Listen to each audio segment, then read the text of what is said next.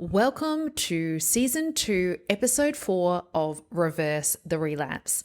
And today is a very personal share today, which are the reflections from my recent car accident.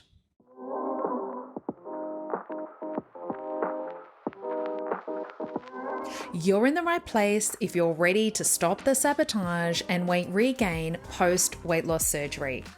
Hi, I'm Georgie Beams. I'm a psychologist who works in the area of emotional eating, sabotage, and weight regain for weight loss surgery patients. I have experience working in a weight loss surgery clinic, as well as supporting women online to reverse the relapse. I honestly believe that psychology should be a mandatory part of everyone's weight loss surgery journey. Your body has had an upgrade to version 2.0 after surgery, but your mind is most likely operating at version 1.0, which is your old pre-surgery mind. You're here to update your mind to match your body and get back on your weight loss path. And I'm here to help you.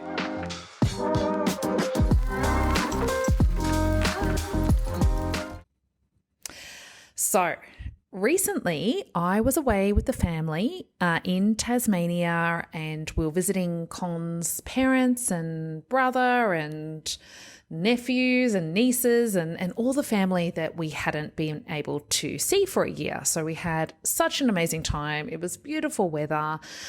And then we got back late on Sunday evening, and then Monday morning, Harvey started grade 1. Nate was back in childcare. I was back to work. I was feeling really good. And I was driving to my office space to see clients for the first time this year. And I was involved in a bad car accident. So first of all, I'm okay. I'm okay. My car isn't. So my brand new car has $17,000 worth of damage and will take a month to repair. So that just gives you an appreciation of the extent of the accident. But as my mum always said, cars can be replaced and people can't. So I'm extremely grateful that I am okay. And I'm extremely grateful that my kids weren't in the car at the time of the accident. So a young driver didn't give way to me and she hit me. So it was that moment where like, she's going to brake. And then it's like, she's hit me. And unfortunately it was very, very bad driving, if I'm completely honest. And I mean, I did feel bad for her because she was in shock and extremely upset, and she felt very bad. So, yeah, it was all fine in the end. And of course, you know, as a psychologist, even though I was hit, I ended up calming her down, afterwards, but I did hit my head and I've had concussion, and I have spent, the last week in bed resting, which has not happened for years because, as you probably know, I've got young kids, and my little one, Nate, he is 2.5 years old and he is particularly clingy. So I don't get a lot of me time and downtime at home. So this rest was a first for me. And it was guilt-free rest because I went to the doctor who told me not to do anything physically or mentally, like anything that was too taxing, or I'd actually just prolong my recovery. So doctor's orders, back to bed. So I did a combination of sleeping, just general rest, and of course, trashy TV in bed.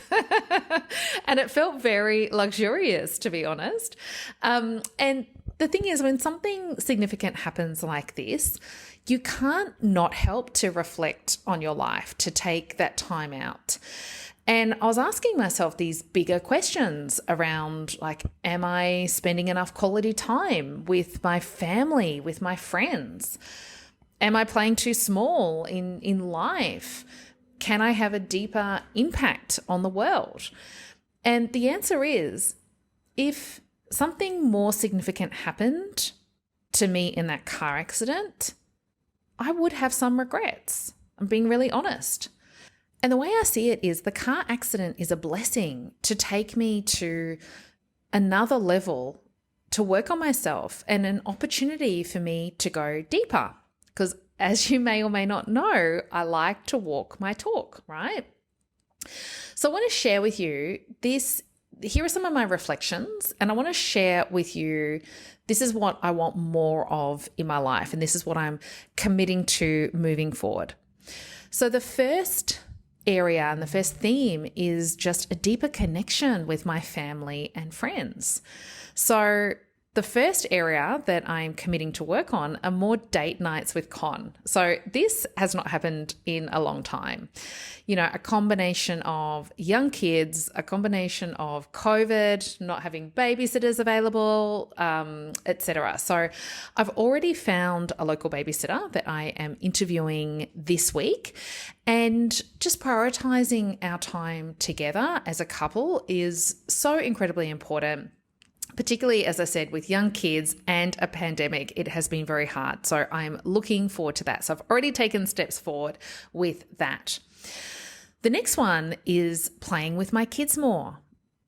If I'm really honest, I've kind of forgotten how to play. And I know that sounds really silly, but it's like during the day I have my work hat on, and then I just really need to let that go and get a bit more present with my kids and just allow my more playful side to come out, and to be able to let go of work and to let go of all of those reasons that stop me from playing, like all of those excuses around being tired, you know, et cetera, et cetera.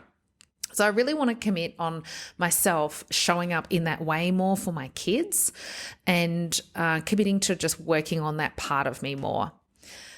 The next one is just connection with friends. So we have had so many lockdowns here in Melbourne, and I have got into a comfort zone of just being at home and being very comfortable just with my family.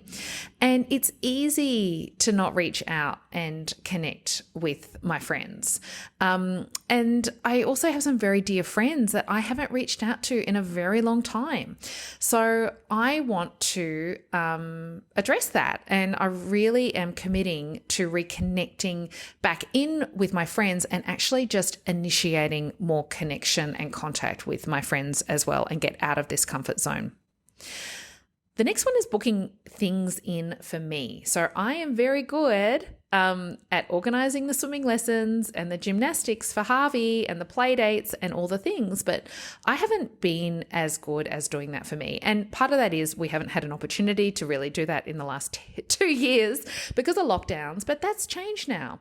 So I have already reached out to a friend this week, and we are booking in a regular weekly yin yoga and meditation class once a week, which I'm very excited about. And I've also booked in some tennis lessons because I love playing tennis, and Con is very good at tennis, and I want to beat him. Actually, I just want to play with him, and I thought this could be part even of our our dates as well. When we get the babysitter, we can go and have a hit of tennis, which would be really fun. And then finally, the area that I want to keep working on is self-worth. So this is a foundational piece in my MBT program and the clients I work with. And although I have come a long way in this area of self-worth, and I can honestly say, hand on my heart, I do really love myself and who I am, but there's some layers that I also want to continue to work through. And I am a very sensitive soul. I also care a lot. And I just really want to work on in myself, just letting go of judgment. I think that's really important. I just want to be able to show up and unapologetically just be me and not care so much, and just trust that. Because I know what I'm sharing helps and makes a difference. And that's a part that I want to focus on, and let go of the judgment part of that, which is always the fear, right? So what does this all mean for you now? Don't wait for a car accident or a significant event to happen for you to reflect on your life. So I also wanted to share all this with you because I want to demonstrate to you that I'm also here doing the work too, just like you. We're all in this together. So I encourage you to go get a journal and reflect on the areas of your life and what changes and tweaks and commitments that you really want to make for yourself to really be living that version 2.0 life that you deserve. So I hope this has been helpful. It's a little bit of a vulnerable piece for me, but if it really has even helped one person to reflect on their life and make some tweaks, make some commitments moving forward that really helps them, then it's all been worth it. So thank you for listening. I really do appreciate you, and I'll see you in the next episode. Bye for now.